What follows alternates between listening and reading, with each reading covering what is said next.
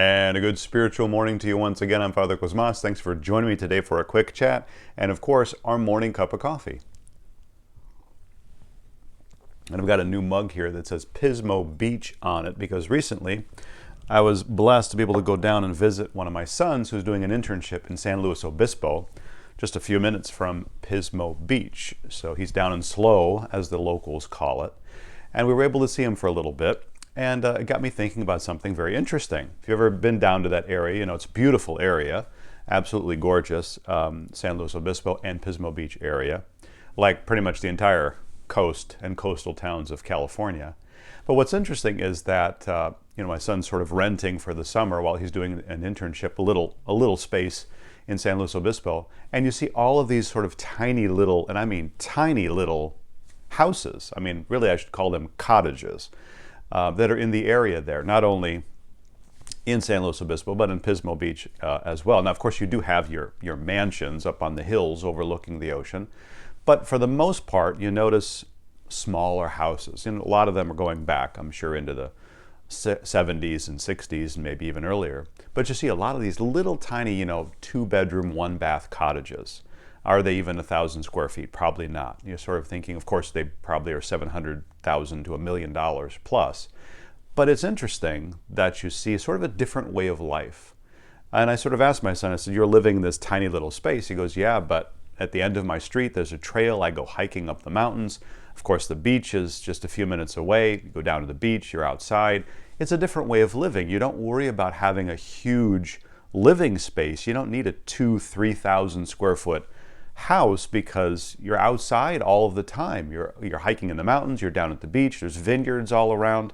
There's a lot of beautiful stuff to do. So people aren't spending huge amounts of time at home. And it got me thinking and reminding me of going to Europe, going to Greece, and realizing how they live there.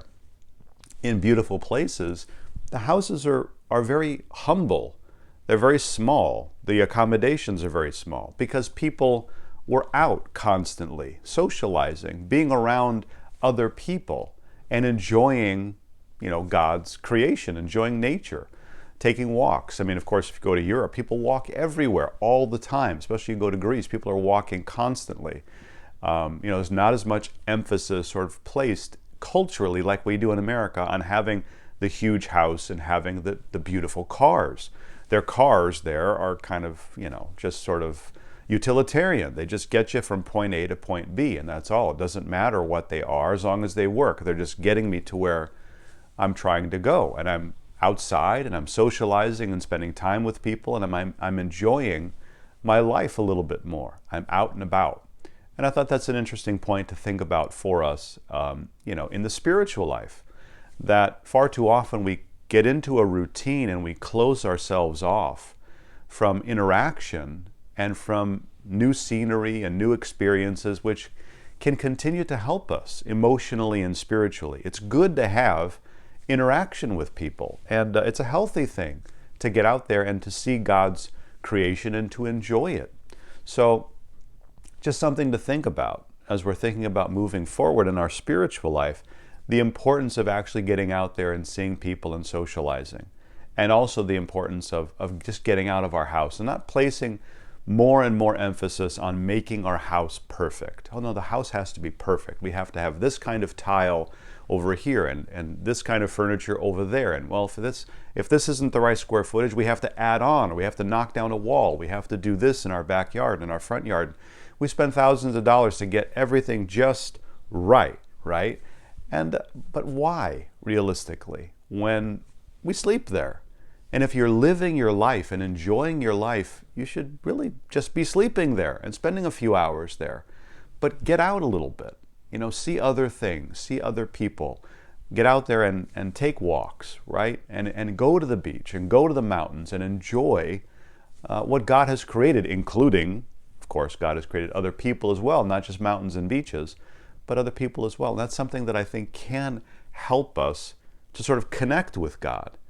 That when we are isolated and when we're cut off, that's not a healthy state to be in emotionally or spiritually. And that's kind of a default position now. And COVID has, I think, only perpetuated that. We put up walls and we isolate ourselves. And we sort of give ourselves the impression, the illusion that we're socializing because we're doing it virtually. We're online.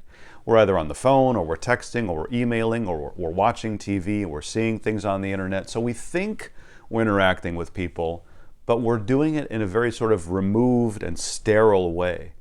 And it's much better to get out there and see people, talk to people, interact with people, get out there into God's creation and feel then the presence of God through the interaction, not only with nature, but through the interaction with other people that helps us to perceive God a little bit easier, and it helps us build our relationship with Him and to build that relationship. And we try to do that each and every day.